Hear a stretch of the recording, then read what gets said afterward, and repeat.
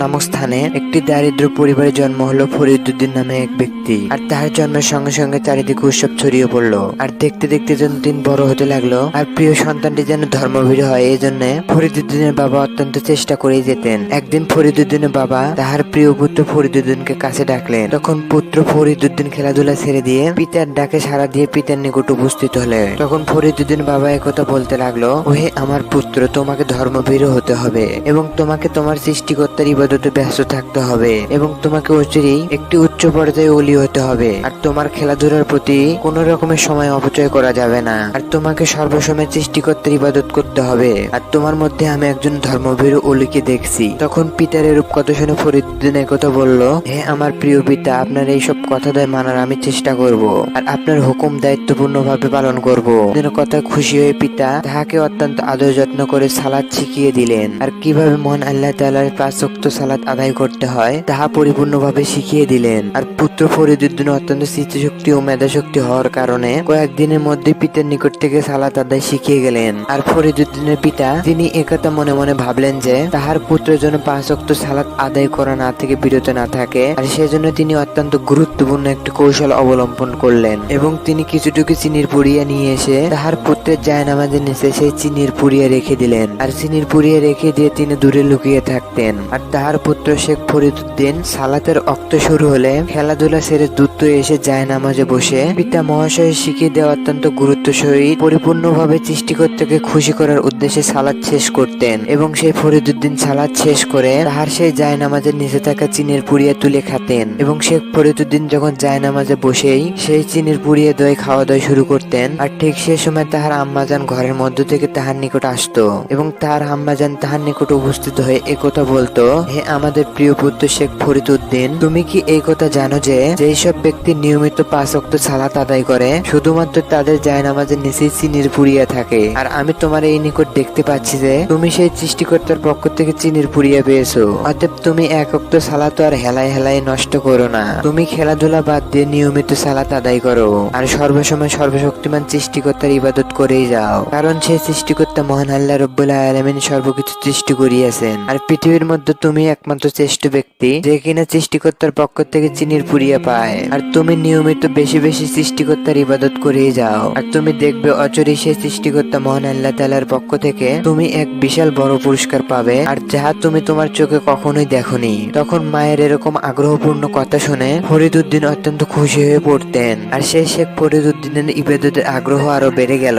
আর সেই উক্ত চিনির পুড়িয়ার লোভে শেখ ফরিদউদ্দিন নিয়মিত সালাত আদায় করেই যেতেন। আর একদিন তাহার মাতা তাহার সেই জায়নামাজের নিচে চিনির পুড়িয়া রেখে দিয়ে তিনি অতি দ্রুত তথাস্থান থেকে চলে গিয়ে নিকটেই কোন স্থানে লুকিয়ে পড়লেন। তখন ফরিদউদ্দিন সেই চিনির পুড়িয়ার লোভে পড়ে দ্রুতই ঘরের মধ্যে উপস্থিত হয়ে মহান আল্লাহ তাআলার দরবারে ইবাদতে ব্যস্ত হয়ে পড়লেন। আর প্রতিদিনের ন্যায় তিনি সৃষ্টিকর্তার ইবাদত শেষ করে তাহার সেই জায়নামাজটি উল্টিয়ে চিনির পুড়িয়া খুঁজতে লাগলেন। কিন্তু সেই চিনির পুড়িয়ার সঙ্গে জায়নামাজের নিচে একটি জ্যোতিময় নূর আলো ছড়ানো এক বস্তু দেখতে পেল। তখন ফরিদউদ্দিন তার সেই বস্তুটি সামনে রেখে তাহার জায়নামাজের নিচে পাওয়া সেই চিনির পুড়িয়া খেতে লাগলেন। আর ফরিদউদ্দিন সেই জ্যোতি ছড়ানো নূর চিনে না বিধায় তাহার দিকে ভ্রুক্ষেপ না করে চিনির পুড়িয়া খেতেই লাগলেন। তখন তার আম্মাজান সেই নূরকে দেখে অত্যন্ত অবাক হয়ে তার ছেলের নিকট উপস্থিত হতে লাগলেন। তখন দ্রুত তার পুত্র ফরিদউদ্দিনের নিকট উপস্থিত হয়ে তাহার আম্মাজান একথা বলতে লাগলেন, ওহে পুত্র, তুমি এই নূর কোথায় পেলে এবং আজকের পূর্বে এই নূর আমি কোথাও দেখিনি। তখন মায়ের আদেশ শুনে শেখ ফরিদউদ্দিন একথা বলল, আমি পরিপূর্ণভাবে সালাত শেষ করে জায়নামাজ উঠিয়ে যখন চিনির পুড়িয়া আমি আমার হাতে নিলাম তখন আমি সেখানে এটা দেখতে পেলাম এবং সেই নূরটি আমি আমার সামনে রেখে দিয়ে আমি সেই সৃষ্টিকর্তার পক্ষ থেকে পুরস্কার পাওয়া চিনির পুড়িয়া খেতে লাগলাম। আর এই নূরটি সম্পর্কে আমি তেমন কিছুই জানি না, আর এটি আমি আমার জায়নামাজের নিচে থেকেই পেয়েছি। তখন ফরিদউদ্দিন আম্মাজান অত্যন্ত অবাক হয়ে পড়লেন এবং তিনি একথা বুঝতে পারলেন এটা মহান আল্লাহ তাআলার পক্ষ থেকে এক গায়েবী সাহায্য। এবং তিনি মনে মনে অত্যন্ত খুশি হয়ে পড়লেন এই কারণে যে এত ছোট্ট বয়সী মহান আল্লাহ তাআলার পক্ষ থেকে যে এক নূর পুরস্কার এসেছে যে আর তাহা কয়জনের ভাগ্যে এরূপ হয়ে থাকে। নিশ্চয় সৃষ্টিকর্তা মহান আল্লাহ রাব্বুল আলামিন আমার সন্তানকে পছন্দ করিয়াছেন এবং আমার পুত্রকে তাহার ওলি হিসেবে নিযুক্ত করিয়াছেন। এবং ফরিদউদ্দিনের মা একথা ভাবতে লাগলেন তাহার পুত্রের ইলমে ও মারিফতে জ্ঞান শিক্ষার জন্য সেই প্রসিদ্ধ মুলতান শহরে যাওয়া দরকার। আর সেখানে মহান আল্লাহ তাআলা বড় বড় আলেম ওলামার নিকট থেকে শেখ ফরিদউদ্দিন অত্যন্ত কম সময়ের মধ্যেই ইলমে জ্ঞান ও মারিফতি জ্ঞান অর্জন করাতে হবে। মা মায়ের আদেশে শেখ ফরিদুদ্দিন মুলতান যাওয়ার উদ্দেশ্যে প্রস্তুতি নিলেন। আর তার মা তাকে মুলতান শহরে যাওয়ার জন্য পরিপূর্ণভাবে সেজে গুজে বিদায় দিয়ে দিলেন। আর পুত্র শেখ ফরিদুদ্দিন যখন মুলতান শহরের উদ্দেশ্যে চলছে, আর তখনও অপলক দৃষ্টিতে চেয়ে রয়েছেন তার আম্মাজান। আর দেখতে দেখতে শেখ ফরিদুদ্দিন তার সে জন্মভূমি ছেড়ে মুলতান শহরে যাওয়ার উদ্দেশ্যে রওনা হয়েই গেলেন। আর শেখ ফরিদুদ্দিন যখন একের পর এক গ্রাম পাড়ি দিয়েই যাচ্ছিলেন, আর তখন তাহার আম্মাজানের কথা তাহার মনে বারবার পড়ছিল। কিন্তু তবুও তিনি মহান আল্লাহ তাআলার শান্তির বাণী প্রচার করার উদ্দেশ্যে তাহার সকল মনের কষ্ট ব্যথাদয় ভুলে একমাত্র সৃষ্টিকর্তা মহান আল্লাহ তাআলার বাণী প্রচারের উদ্দেশ্যে চলতে লাগলেন। এবং চলতে চলতে তিনি যখন মুলতান শহরের উপস্থিত হতে লাগলেন, তখন তিনি সেখানে দাঁড়িয়ে দেখতে পেলেন একজন আলেম কয়েকজন শিষ্যকে নিয়ে শান্তির বাণী প্রচার করছে। এবং তিনি অতি যত্ন সহকারে মনোযোগের সহিত সেই প্রসিদ্ধ আলেমের শান্তির বাণীদ্বয় শুনেই যাচ্ছিলেন। আর তাহার মনে সেসব কথা দিয়ে প্রবলভাবে গাথিত হতে লাগলো এবং তাহার মনে সেই আলেমের প্রতি অত্যন্ত ভালোবাসা জন্ম নিল। এবং শেখ ফরিদুদ্দিন মনে মনে একথা ভাবলেন, তিনি এই আলেমের সঙ্গে সর্বসময় থেকে তাহার থেকে পরিপূর্ণভাবে ইলমে জ্ঞান অর্জন করবেন। আর এভাবে তিনি একাধারে মহান আল্লাহ তাআলার শান্তির বাণী শুনেই যাচ্ছিলেন। আর তাহার একমাত্র এই উদ্দেশ্য হলো প্রবল ইবলিস শয়তানের পথ থেকে মানুষকে শান্তির পথে নিয়ে আসা। আর এই পথ অনুসরণ জন্য সে চেষ্টা করেই যাচ্ছিল। আর এভাবে সেই উস্তাদের সঙ্গে শেখ ফরিদুদ্দিনের অত্যন্ত ভালো ভাব জন্ম নিল। আর তাহাদের মধ্যে অত্যন্ত মধুর সম্পর্ক আরো গভীর হয়ে গেল।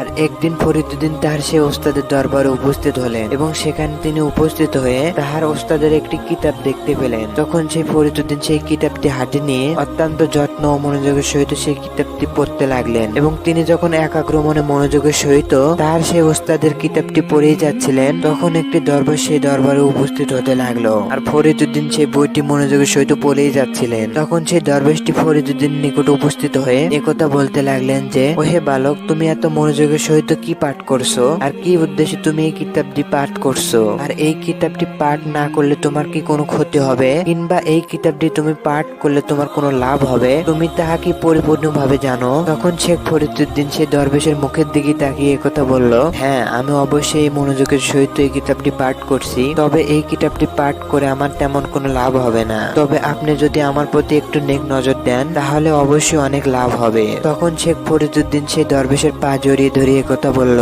আপনার পরিচয় কি এবং আপনি কোথা থেকে এলেন? আর অতি দ্রুত আপনাকে এই কথাদ্বয় বলতে হবে এবং আপনার এইসব কথাদ্বয় না বলা পর্যন্ত আমি আপনার পা কোনোভাবেই ছেড়ে দেব না। তখন সেই দরবেশটি ফরিদুদ্দিনের কথা শুনে অত্যন্ত বিচলিত হয়ে একথা বললেন, আমার নাম শেখ কুতুবউদ্দিন বখতিয়ার এবং আমি দিল্লি উদ্দেশ্যে রওনা হয়েছি। আমি দিল্লি পৌঁছে সেখানে গিয়ে আমার ইলমে জ্ঞানের পরিপূর্ণতা অর্জন করব। তখন শেখ ফরিদুদ্দিন একথা বলতে লাগলো, ওহে সৃষ্টিকর্তার একজন প্রকৃত ওলি, আপনি অবশ্যই আমাকে আপনার সঙ্গে নিন এবং আপনার সঙ্গে আমি দিল্লির উদ্দেশ্যে রওনা হব। আর সেখানে আমি ইলমে ও মারফত জ্ঞান অর্জনের জন্য যাব এবং ইলমে ও মারফত বিষয়ে পরিপূর্ণভাবে পাণ্ডিত্যটা অর্জন করব। আর আপনি চাইলে অনায়াসে আমাকে নিয়ে যেতে পারেন। আর আশা করি আপনার এতে কোনোরূপ অসুবিধা হবে না। আর দরবেশটি সঙ্গী পেয়ে অত্যন্ত খুশি হয়ে তাকে অনুমতি দিয়ে দিলেন। আর তাহাকে নিয়ে দিল্লির উদ্দেশ্যে রওনা হয়ে গেলেন। এবং শেখ ফরিদুদ্দিন এবং সেই দরবেশটি তাহারা দুজনে মিলে দিল্লির উদ্দেশ্যে রওনা হয়ে গেলেন। আর দিল্লিতে পৌঁছে তিনি কুতুবউদ্দিন বাকি রহমতুল্লাহ আলাইহির দরবারে উপস্থিত হলেন। এবং কুতুবউদ্দিন বাকি রহমতুল্লাহ আলাইহিকে দেখে শেখ ফরিদুদ্দিন অত্যন্ত খুশি হয়ে পড়লেন এবং তিনি একথা বললেন, ওহে চেষ্ট মহান আল্লাহ তাআলার ওলি, আপনি আমাকে ইলমে জ্ঞান ও মারিফতের জ্ঞান শিক্ষা দিন। আর এই জ্ঞান অর্জনের মাধ্যমে আমি শান্তির পথে পরিপূর্ণভাবে অনয়ন করব।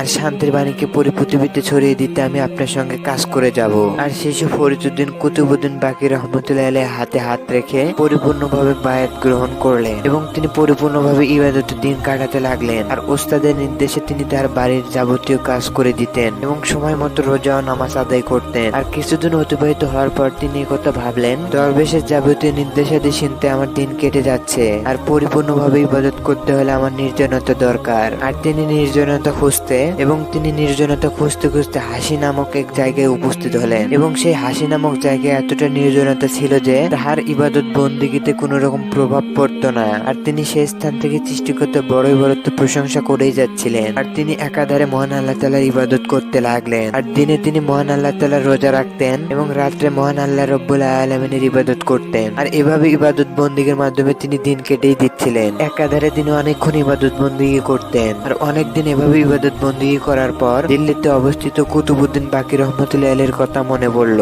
এবং তিনি ইবাদত বন্দিগি রেখে কুতুবউদ্দিন বাকি রহমতুল্লাহ আলাইহির সঙ্গে দেখা করার উদ্দেশ্যে চললেন। আর চলতে চলতে তিনি কুতুবউদ্দিন বাকি রহমতুল্লাহ আলাইহির দরবারে উপস্থিত হলেন। এবং শেখ ফরিদুদ্দিন অত্যন্ত নিচু হয়ে কথা বলতে লাগলেন, ও হে মহান আল্লাহ তাআলার একজন ওলি শেখ কুতুবউদ্দিন বাকি রহমতুল্লাহ আলাইহি, আপনার থেকে এতদিন দূরে যাওয়ার কারণে আমাকে ক্ষমা করে দিবেন। এবং আমি এই কথা বুঝতে পেরেছি বিধায় আমি অতি নির্জনতা অবলম্বন করেছি।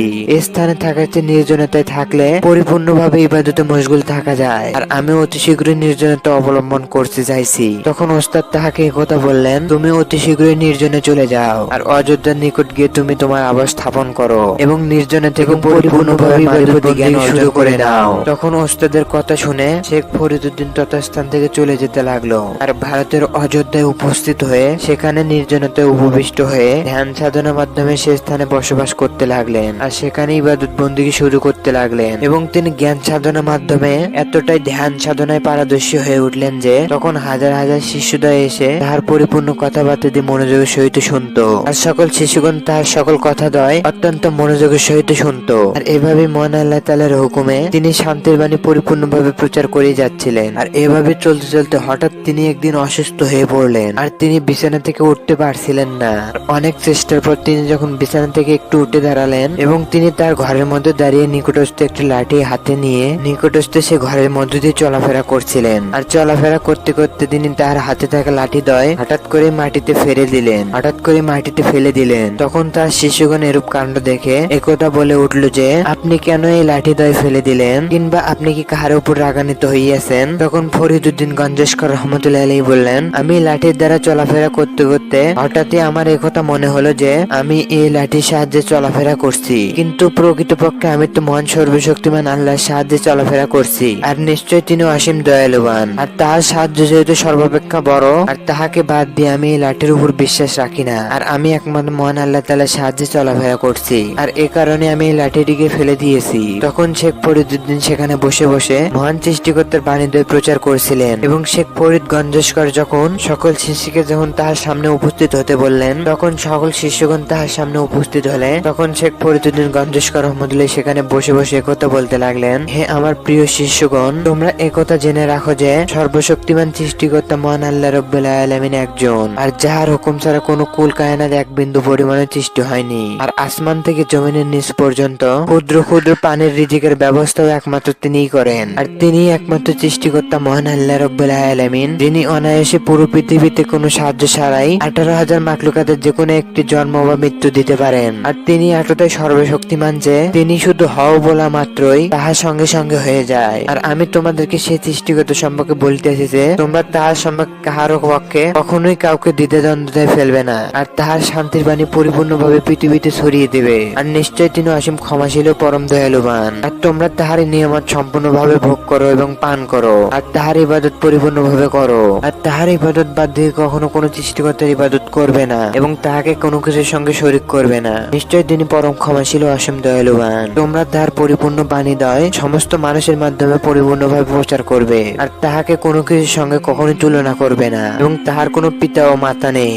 এবং তিনি সকল মানুষকে একাগ্রমণে সৃষ্টি করিয়াছেন, আর তাহার নিজ কুদরতি হাতে মানুষের মুখমণ্ডল অত্যন্ত যত্ন সহকারে বানিয়েছেন।